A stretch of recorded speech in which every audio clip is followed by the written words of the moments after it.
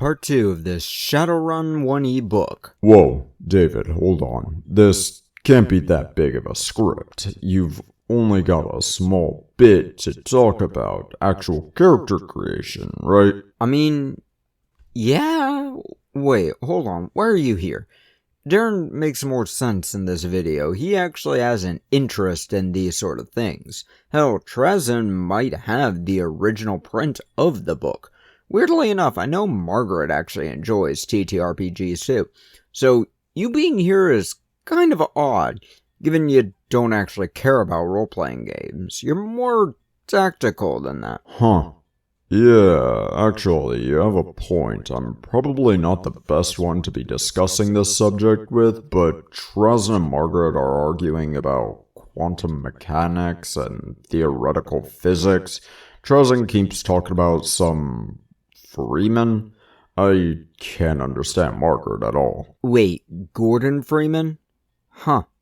Half-Life 3 confirmed? Man, I'm still waiting for that to come out. I found a copy of Half-Life 2 Episode 2 in the warp a long time ago, and I just want the ending! Ew. That hurts, but, where's Darren? What happened to him? Oh, him and Dean Steele are in some prank war. Got, violent? Not lethal for them, just violent. What does that even mean? I suppose I could see an argument like water balloons, I guess? Is that what it's like? If they're ballistic launched, I guess. They're honestly having a full-on war. Like I said, a prank war. In the grimdark future of the 42nd millennium, there is only war. Silly war, but war nonetheless. But either way, so it seems like everyone is fighting, and you and I are the only ones not in conflict. Yeah, so it seems. Do you want to start fighting, so we're not left out? Honestly, no. My whole job is war, and I really don't want to fight. You genuinely have a relaxing voice to me, so I just want to listen to you rant about Shadowrun now. You know what? Thank you. I like your voice too, probably because it's an edited version of mine, and I really like listening to my own voice, so let's get into this. Now, last we left off, we touched on the method of create a unique character with your own archetype. Unlike later editions, there's no general abilities various archetypes have. They're more of a build idea. You'll put numbers 0 through 4 into 5 different categories to determine how many points or options are available for each thing. We'll go over them real quick now. Magic is up first. You won't get magic unless you put 3 or 4 into the category, and if you're putting 3 into it, you need to be a metahuman, which means 0 through 3 are useless if you're human. So magic is restricted to essentially only those who hyper-focus into it or to non-humans. Attributes are at a number of points to spend across all the attribute scores. 15, 17, 20, 24, and 30 points to spend across the 9 attributes. Skills are similar, points to spend across all the skills we'll touch on in a little bit. 17, 20, 24, 30, and 40. Tech is something that's a bit more complex, as it's an X over Y. It seems that it's a number of currency you can spend on cyberware, while the second number is specifically how many force points you have to cast any magic you may have with that much tech abilities. Going from 0 to 4, we got 100 over 5, 1000 over 10, 20,000 over 20, 400,000 over 50 with an asterisk, and 1 million. The asterisk means to see above according to this chart, but I don't know what that means. And the last one is if you can be metahuman or not. Only maximum priority can be metahumans, which I don't like. Later editions make it so it costs a different amount of points to play different races. We'll touch on the races now, because they have some wild ass shit.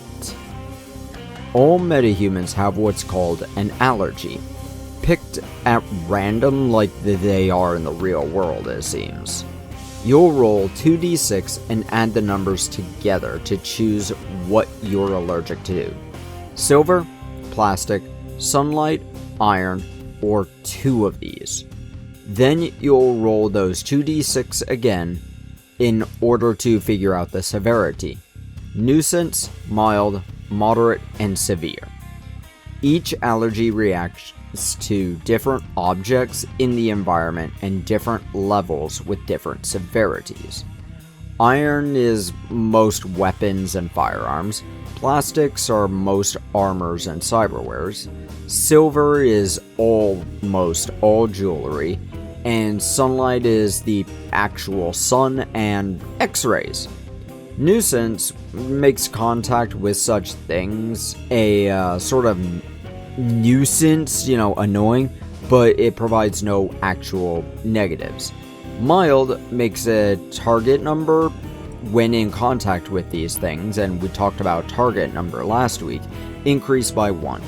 Moderate reactions make it so you need to make a check every so long in order to avoid severe reactions, and the target number for this is 6, while also getting the same effects as the previous reactions. And severe, boy howdy, your target numbers are increased by 1 like before, but you also take damage. You'll take damage for a number of minutes equal to your body attribute. So if your body attribute is 3, every 3 minutes in contact with whatever you're allergic to causes you to take unavoidable damage, a wound. Yay, mortal wounds! Okay, so playing those are some major negatives there, but there's more because each race gets bonuses. They'll get boosts and negatives to various different attributes and some extra stuff too. Let's go on to that. Elves get a +1 to quickness and a +2 to charisma with low light eyes. Dwarves get a +1 to body, -1 to quickness, +2 to strength, and +1 to willpower, with thermographic eyes and a resistance or +2 to body checks against diseases. Orcs get a +3 to body, +2 to strength, -1 to charisma, -1 to intelligence, and low light eyes. Trolls get a lot.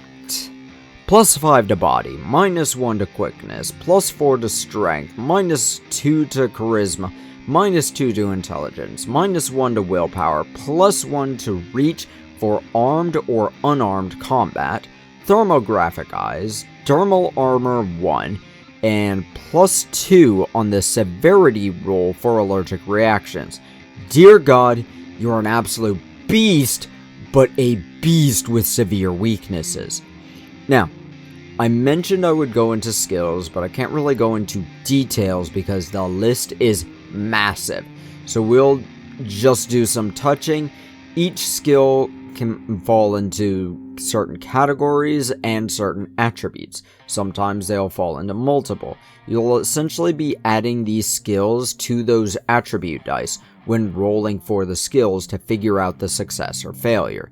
Hit the target number, weigh the number of dice that hit or beat the number against those that don't, boom deada. So, skill list.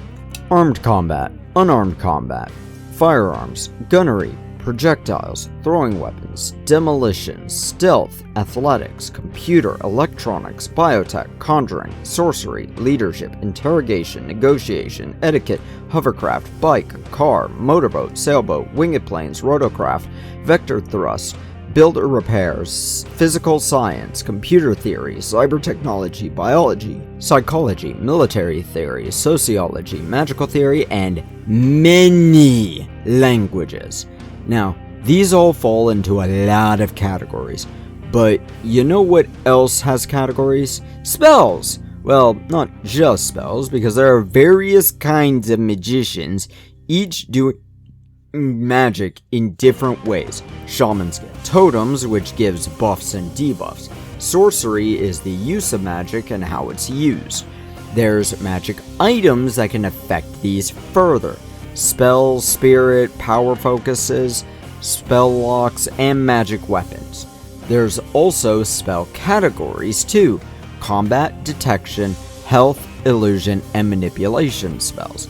Then there's the focus pool and more too, but I need to score this son of a bitch. Honestly, I love it. I'll give it a 90%, but the negatives are major, and those negatives are essentially the amount of hoops you need to jump through just to make a character anything other than a basic bitch.